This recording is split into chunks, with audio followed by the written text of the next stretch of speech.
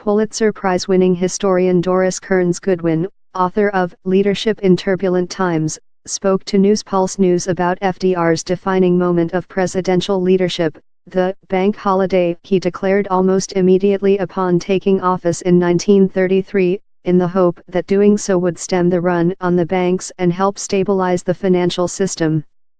Excerpts: The first thing FDR did on assuming office was to give an inaugural that gave hope to the American people.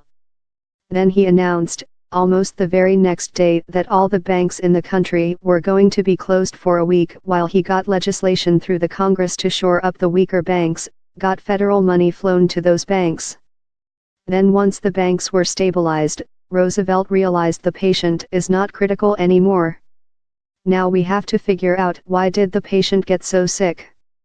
Once he started to talk about systemic reform, then he got lots of opposition. The business community said we're done now. The banks are okay.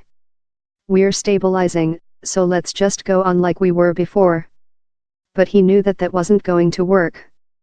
A lot of his bills were challenged on a constitutional assumption of power on the part of the federal government.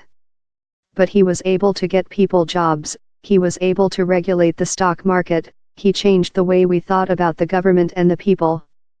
It allowed him to have a huge majority in 36, and then allowed him to break that third-term tradition in 1940.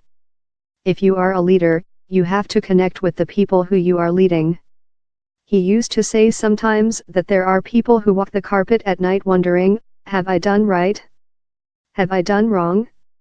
I simply know if I've made the best decision with the best information I had at the time, I'm going to go right to sleep. Cover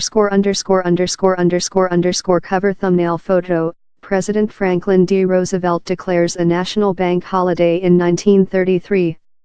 Photo illustration, NewsPulse News, photos, NY Daily News via Getty Images.